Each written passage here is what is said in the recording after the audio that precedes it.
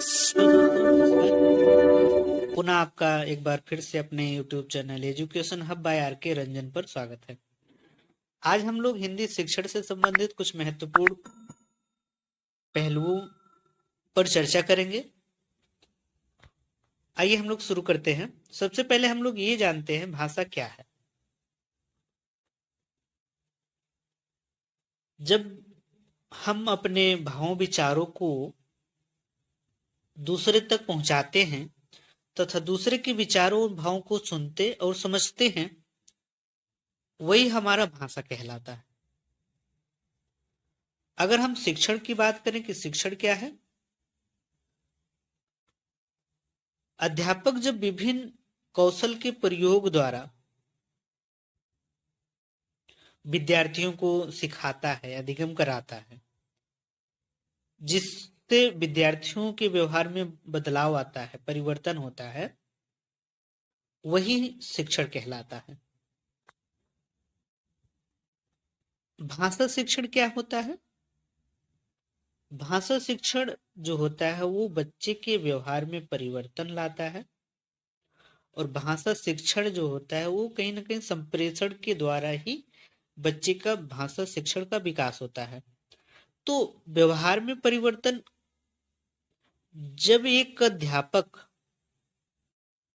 बच्चे के पूर्व ज्ञान को परिमार्जित करके नवीन ज्ञान प्रदान करता है, तो उससे ही बच्चे के अंदर व्यवहार में परिवर्तन होता है। तो ये भाषा शिक्षण के द्वारा ही कहीं ना कहीं किया जाता है, जिससे बच्चे के पूर्व ज्ञान को संशोधित करके, परिमार्जित करके उसको नए ज्ञान प्रदान करने की लालसा को जगाया जाता है। आगे हम बात करते हैं संप्रेषण। संप्रेषण किसे कहते हैं? संप्रेषण विचारों एवं भावों के आदान प्रदान की जो प्रक्रिया होती है, उसे ही हम संप्रेषण कहते हैं। हाँ, अगर हम बात करें कि यहाँ पर एक प्रश्न आपसे करें कि संप्रेषण के लिए कम से कम कितने लोग होने चाहिए, तो संप्रेषण के लिए कम से कम 2 लोग होने चाहिए। आगे हम लोग बात करते हैं भाषा के प्रकार। भाषा 2 प्रकार की होती है, पहला मौखिक, दूसरा लिखित। मौखिक भाषा जब हम अपने विचारों को बोल करके या मौखिक रूप से दूसरे के समक्ष प्रस्तुत करते हैं, वही हमारा मौखिक भाषा होता है। लिखित भाषा जब हम अपने विचारों को लिख करके दूसरे के सामने प्रस्तुत करते हैं, आदान प्रदान करते हैं, वही हमारा लिखित भाषा होता है। मातृभाषा, जो भाषा हमें माता से प्राप्त होती है, वही मातृभाषा कहलाती है। जैसे यदि हम आपसे एक प्रश्न करें कि एक बच्चे की माँ भोजपुरी बोलती है, तो उस बच्चे की मातृभाषा क्या होगी? तो उस बच्चे की जो मातृभाषा होगी वो हिंदी होगी, क्योंकि भोजपुरी जो है वो हिंदी भाषा की बोली है। क्या है? बोली है, ना कि भाषा है। अगला अगर हम बात करें संप्रेषण से, कि संप्रेषण का सबसे प्रभावी जो माध्यम है वो क्या होगा, तो वो मातृभाषा है, जिससे हमारा संप्रेषण सबसे ज्यादा प्रभावशाली होगा। आगे हम लोग बात कर लेते हैं प्रथम भाषा।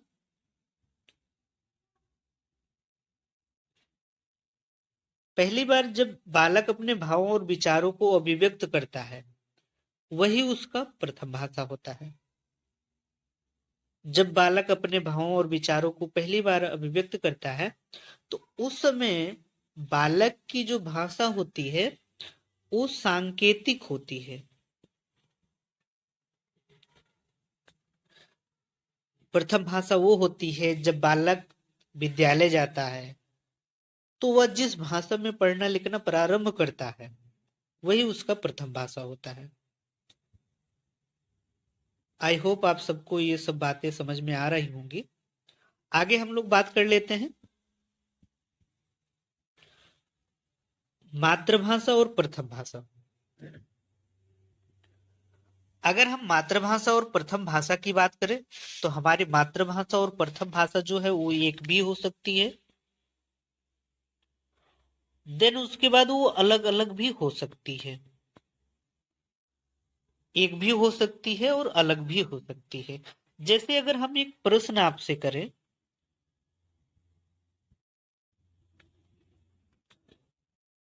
कि एक बालक पंजाब से आया, यदि वो हिंदी भाषा में पढ़ना लिखना प्रारंभ करता है तो उस बच्चे की प्रथम भाषा क्या होगी? तो इसका जो उत्तर है वो बच्चे की जो प्रथम भाषा है वो हिंदी होगी, क्योंकि पंजाबी जो है उस बच्चे की क्या है? उस बच्चे की मातृभाषा है। तो इसलिए हमारी मातृभाषा और प्रथम भाषा वो एक भी हो सकती है और अलग भी हो सकती है। आई होप ये जो कॉन्सेप्ट है आपको समझ में आया होगा। आगे हम लोग बात कर लेते हैं राष्ट्रभाषा। राष्ट्रभाषा की अगर हम बात करें, वह भाषा जिसे राष्ट्र के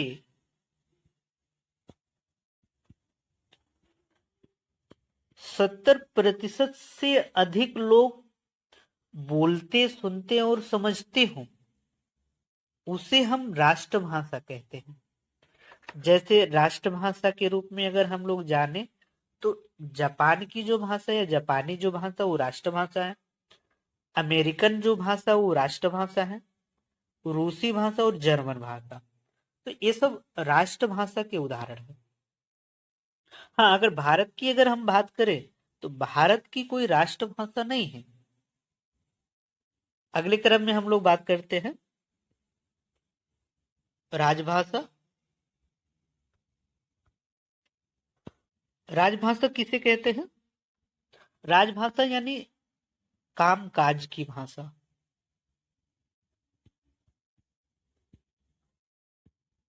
काम काज की भाषा, काम काज की भाषा को ही हम लोग राजभाषा बोलते हैं। कहने का मतलब है कि इसमें अगर हम लोग बात करें, जो अनुच्छेद 343 भाग ए है उसमें ये पहली बार कहा गया था कि भारत की जो राजभाषा होगी वो हिंदी होगी और जो लिपि होगी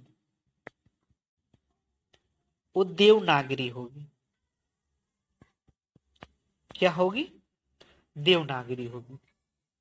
14 सितंबर 1949 को अनुच्छेद 343 भाग ये को ये जो है सक्रिय रूप से कहीं ना कहीं मान लिया गया था, और इसीलिए हम लोग जो है 14 सितंबर को क्या मनाते हैं?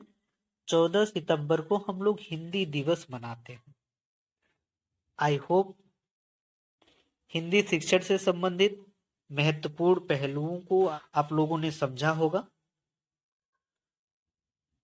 जल्द ही हम लोग नए वीडियो के साथ, नए टॉपिक के साथ उपस्थित होंगे। तब तक आप लोग अपना ख्याल रखें। जय हिंद।